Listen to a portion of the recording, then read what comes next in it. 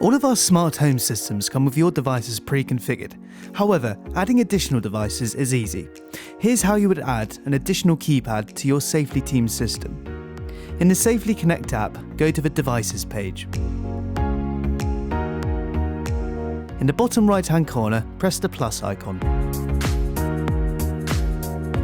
We will then need to select which of the devices we are going to be adding. In this case, it is the keypad. The app will then access the camera on your device and ask you to scan the QR code on the side of the box.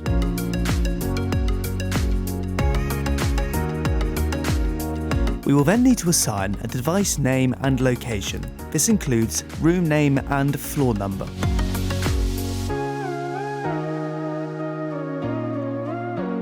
Once the location and name of your device has been assigned, we can pull the battery pull tab.